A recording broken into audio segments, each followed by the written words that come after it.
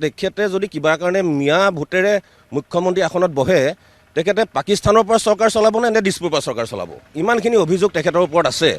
তেখেতে কিয় নিজৰ স্থিতি স্পষ্ট কৰা নাই তেখেতে নিজৰ স্থিতি কৈ দিলে হ'ল যে নহয় মোৰ পাকিস্তানৰ লগত কোনো লিংক নাই বোলে নহয় মোৰ যি দুজন ল'ৰা ছোৱালী দুজন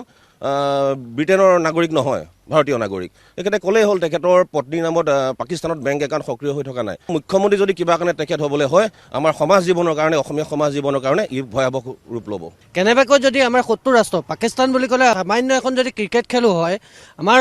অসম তথা ভাৰতবৰ্ষৰ এই মানুহখিনি খুব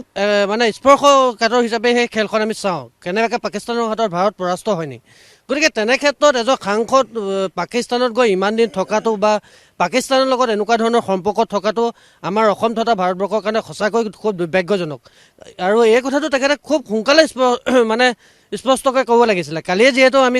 তেখেতক সাংবাদিকসকলে আপোনালোকে নিশ্চয় প্ৰশ্ন কৰিছিলে আৰু তেখেতে কিবা উপলুঙা ধৰণৰ প্ৰশ্ন কৰিছে আচলতে এজন সাংসদৰ পৰা আমি তেনেকুৱা ধৰণৰ উত্তৰ বিচৰা নাই কাহানিও তেখেতে স্পষ্ট কৰিব লাগে হয় বোলে মই তালৈ গৈছিলোঁ বা মই নাই যোৱা মোৰ সন্তানসকল হয় বোলে তাৰ